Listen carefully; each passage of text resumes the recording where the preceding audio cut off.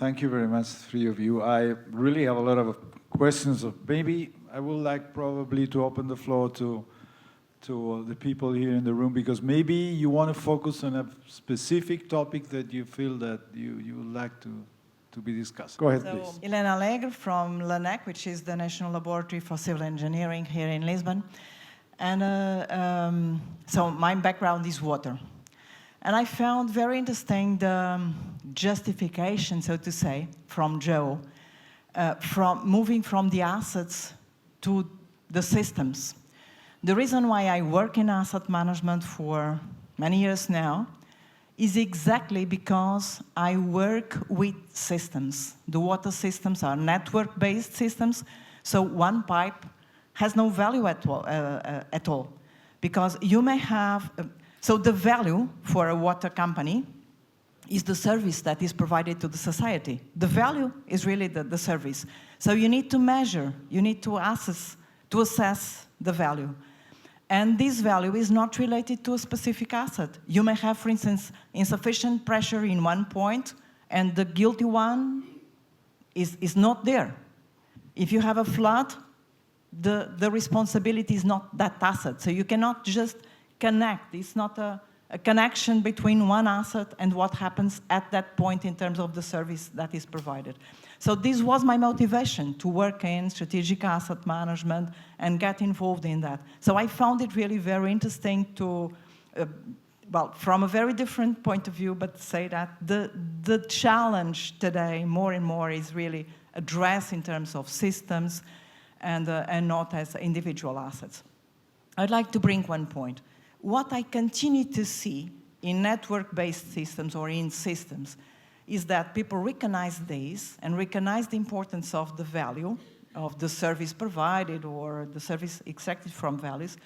But then this is challenging because you need to use as a molecular, as the unit, not the asset, but the functional unit. Otherwise, you won't be able. So the decisions need to be based on units that are able to provide the service. But what I see in reality is that people recognize that, but at the end of the day, they tend to, when they look at performance, they tend to make decisions based on the condition. In practice, although they recognize, they go, and end up making decisions on the individual condition, and they confuse a little bit performance and behavior in terms of failure or whatever. So I'd like to have a comment on that.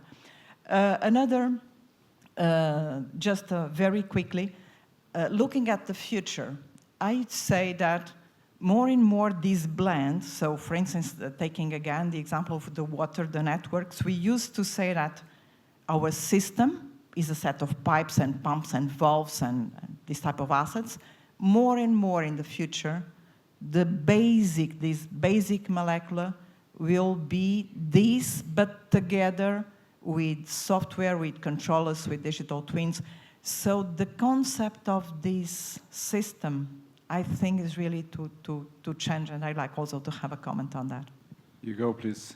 Again, let me just reiterate that point, and then I'm going to link it to resilience as part of what we will now see as key subject areas going forward. I just want to remind everyone that just by having this is not the asset now. It's the service. When you don't get a signal, who do you blame? Where do you go? You wonder whether the service provider, you wonder whether there's a power failure. It's a highly interconnected world. And the very difficult aspect of it is that all the knowledge has become so explicit that we put it on this. But now the knowledge itself that is explicit and put on this means that we are so connected to it that we cannot even remove ourselves.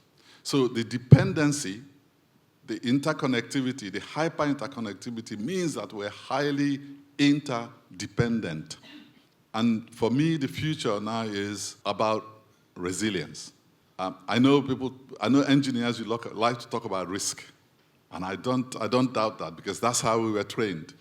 but risk is not resilience. And resilience is not bounce back. Because many people think of resilience in terms of bounce back. But you're bouncing back to a position that does not exist. So you can't bounce back. I don't know whether I'm making sense. So the asset itself, when it has a problem, when there's a problem, it is not a problem in one unit. It is a problem across a system of systems. So when you say bounce back as a definition of resilience, you are completely wrong. Because as you can see, the system actually moves into a completely new state, and we all have to adapt. So this is the frightening thing about asset management going forward.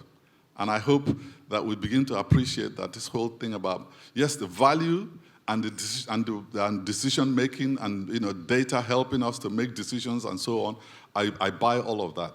But I'm afraid that even as human beings, a lot of decisions that we make, because decision is time-stamped, you may have the data, but you have to make a decision now. And the data, there is not enough data for you to make a decision. You have to make it now. So often, we make those decisions based on our concept of value, on our acceptance of what value is at that point in time. And I think I was raising the point the other day as well, that value is not a constant. Value is actually a function of time. And so that affects how we make decisions. And you're making decisions based on things that are highly interconnected. And this is really where my fear, And then for younger people, sorry, Adolfo, I know you want to jump in. For the younger people, my worry for them is that they're disconnected from the real asset, from the real object. They are disconnected. They live in a world where all of this is now there, and now they're living in this world. And I'm wondering, how are they going to be able to manage these things going forward? But that's fine, because for my life, they must worry about their life, but I think for us, we know what to do. The problem of having one professor, 1-3, speaking a lot, really. Okay, any more questions? Probably, David, I don't know if you wanted to ask something. I don't know if you've got time to continue. We have 5 more minutes, yeah. I understand the point being made, and I think it's worth understanding that an asset can be at different levels of granularity. So an asset can be a pump, an asset can be a system, an asset can be a whole water distribution system, an asset can be several companies or a group of companies. And it's important to understand what you're dealing with and what that asset as a whole is meant to do and what the value of it is. I think it's also worth separating the functional requirement or the asset from the current widget that's there. So, for example, delivering water could be done in lead pipes, ceramic pipes, copper pipes, glass pipes, magnetic bottles. It doesn't matter. What the customer wants is clean, drinkable water. So the function is permanent, but you might have different assets over different lifetimes. And within all of that, I think we've lost track of designing for when things fail. So you can talk about redundancy in systems so that the failure is invisible to the user, so you have 2 out of 3 systems or whatever. That's a good approach for some intelligent systems. And then you can keep things running while you just take out a box and put in a new box. But when you think, let me give you a real-life example of airports and disruption. Why are we not designing our systems for the disruption? When people most want help and information is when the flights are delayed.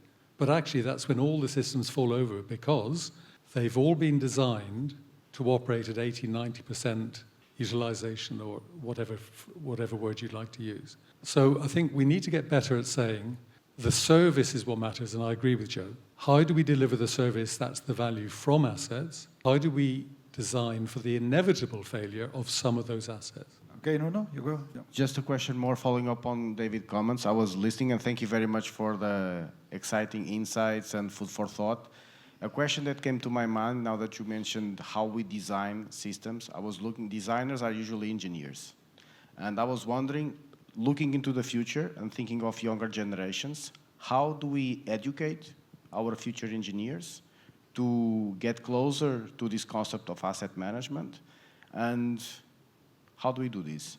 Do we focus on asset management applied to the scope of engineering, or do we leave engineers aside and leave asset management for business schools? Or this is something that came to my mind, and I would like to know your insights.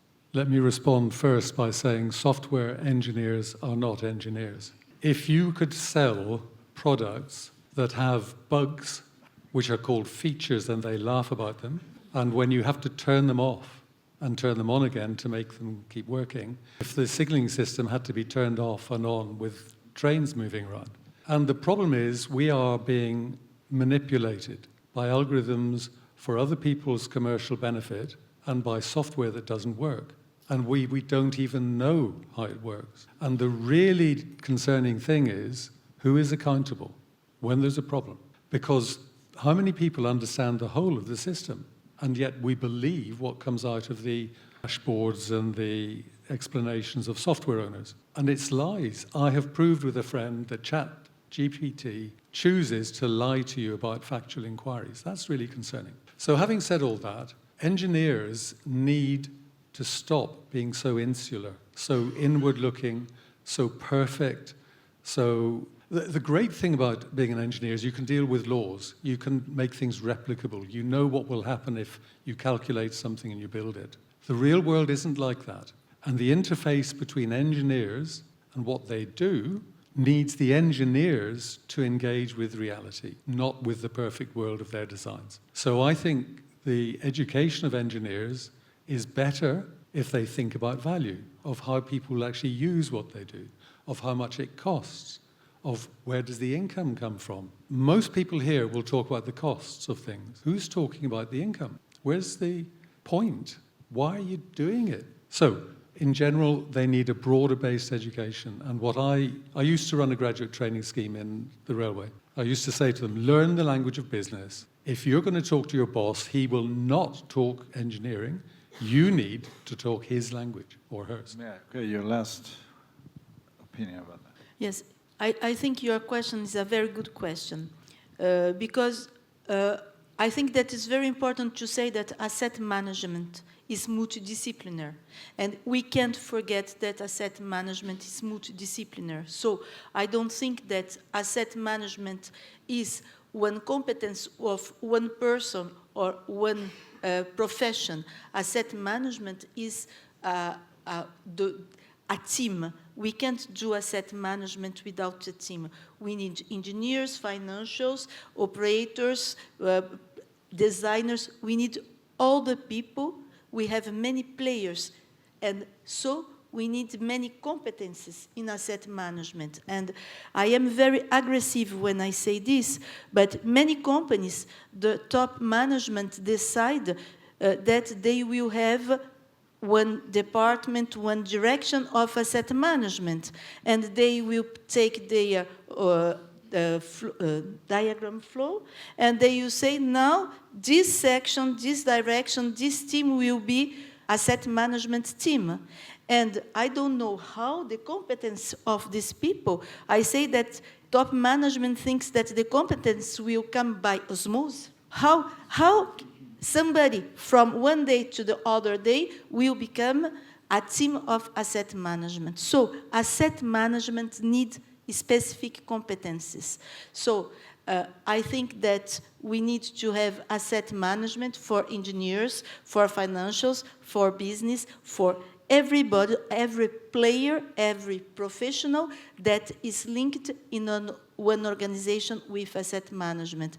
And the day that we will understand that we need competences for working with assets, for doing asset management, I think that in the organizations we will find the value that we are searching.